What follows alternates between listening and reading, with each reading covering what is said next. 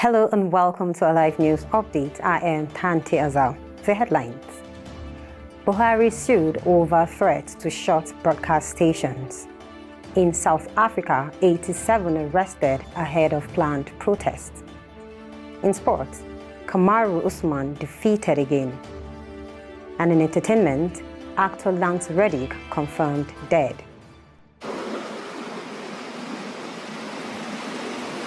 This is Alive TV. Now the news in detail. Socio-Economic Rights and Accountability Project Serap has sued President Muhammadu Buhari and two others at the Federal High Court in Lagos for the arbitrary use of the National Broadcasting Commission (NBC) Act and Broadcasting Code to threaten broadcast stations with revocation of licenses over election coverage. Joined in the suit as defendants are the NBC and the Minister of Information and Culture, Lai Mohammed. The NBC had last week reportedly sanctioned 25 broadcast stations and issued final warnings to 16 others for allegedly violating provisions of the Nigerian Broadcasting Code during the February 25, 2023 presidential and National Assembly elections. Serap is also asking the court for a declaration that the NBC's sanctioning of broadcast stations and threatening to revoke those of others for their lawful coverage of the general elections is unlawful, as it violates freedom of expression, access to information, and media freedom. The organization is seeking an order of interim injunction restraining Buhari, NBC, and Mohammed from threatening and sanctioning broadcast stations in the country simply for carrying out their constitutional duties pending the hearing and determination of the motion on notice.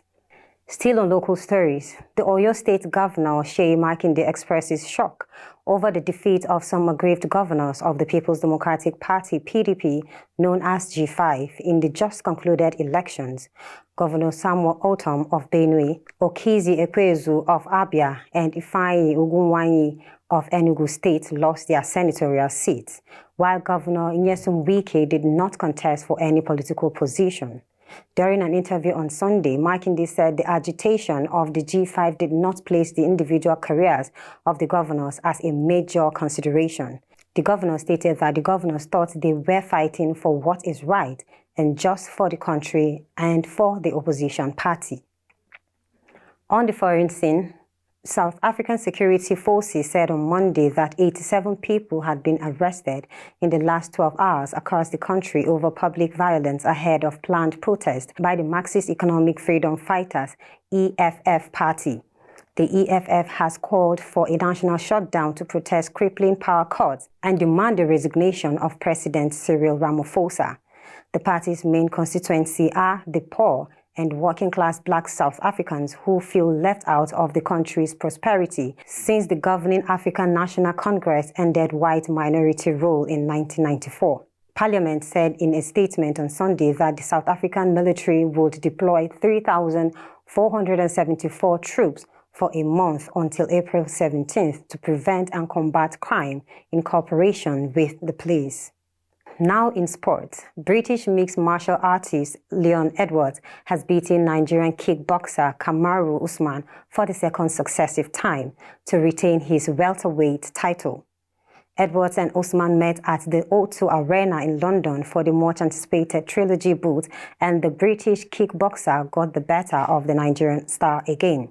With 90 seconds left, Usman managed a final takedown, but Edwards simply got back up and finished the fight before the judges gave him the victory. Lastly, in entertainment, American film actor and musician Lance Reddick has been confirmed dead.